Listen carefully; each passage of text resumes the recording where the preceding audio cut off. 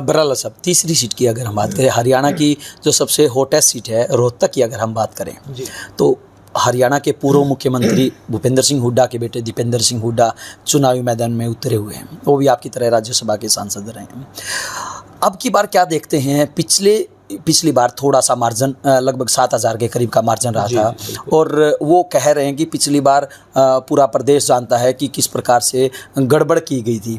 तो अब की बार क्या कुछ परिणाम आपको रोहतक में नज़र आता है? कितना बदलाव, आप क्या रणनीति रोहतक के लिए विशेष तौर से अपना रहे हैं, क्योंकि हर कोई रोहतक के ऊपर नजरें गड़ाए हुए हैं? देखिए, रणनीति तो हमारी बिल्कुल साफ है।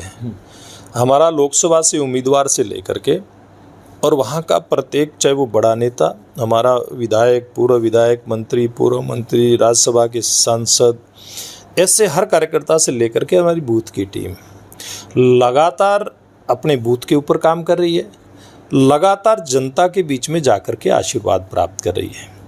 और मैं लोहान साहब आपको एक बात बताता हूँ रोहतक की जी।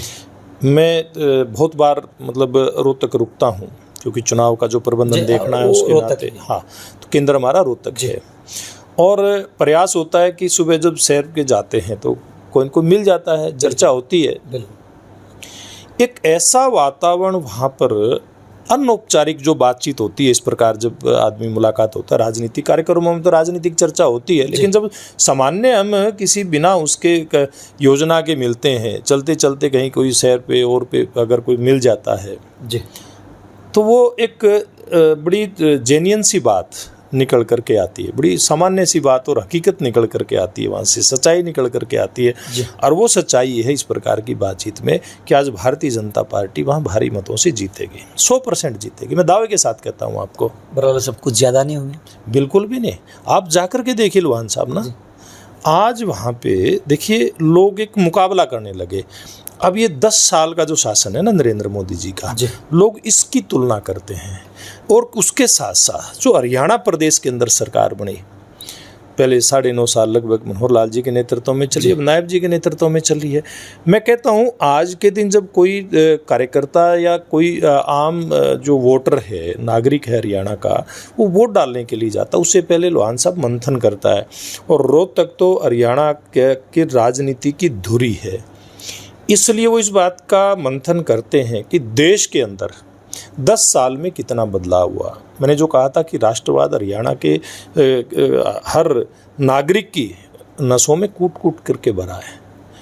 वो आत्म स्वाभिमान जो है हरियाणा के आम नागरिक का, वो भारतीय जनता पार्टी से उसको दूर नहीं होने देता। 10 साल में जो मैं कह रहा तुलनात्मक अध्ययन करता है वहाँ का आदमी, केंद्र सरकार के ऊपर फोकस करे तो केंद्र ने कितने काम किए वो सब लोगों के सामने है।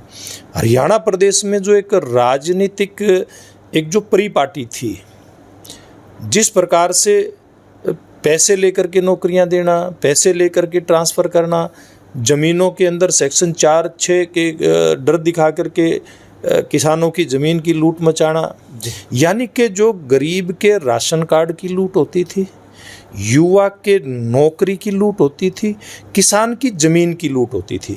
देखिए, इसमें गरीब, युवा और किसान सब आ जाते हैं, सबके अधिकारों की लूट होती थी इसी हरियाणा प्रदेश में। और उसका केंद्र क्या था? उसका केंद्र था रोहतक। अब रोहतक को भी समझ में आ गया इन 10 साल के कार्यकाल में कि सब लूट बंद, झूठ बंद। अब अगर है तो जिन लोगों का अधिकार जिसको मिलना चाहिए उसके बीच में से सब बिचौली हट चुके हैं और सीधी जनता है, सरकार है। जी, बराला साहब, आपने लूट की बात की आप, लेकिन एक लूट की चर्चा रोहतक में आम होती थी।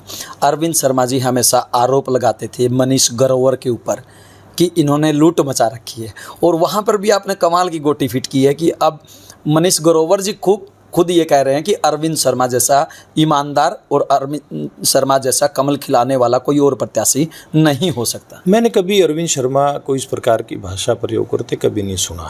हो सकता है कि आपस में किसी के कोई मतभेद हों जी, मुझे इस बात की जानकारी नहीं है, लेकिन मुझे इस बात की जानकारी है जो आपने कही है बात कि मनीष ग्रोवर और भारतीय जनता पार्टी का एक एक कार्यकर्ता, पूरे रोहतक लोकसभा के सब बूथ की टीम, आज अरविंद शर्मा की जीत कैसे हो, नरेंद्र मोदी जी के प्रधानमंत्री बनने में रोहतक का योगदान क्या हो, इसी बात को फोकस में रख करके मनीष ग्रोवर समेत हर भारतीय जनता पार्टी का कार्यकर्ता वहाँ पे लगा है।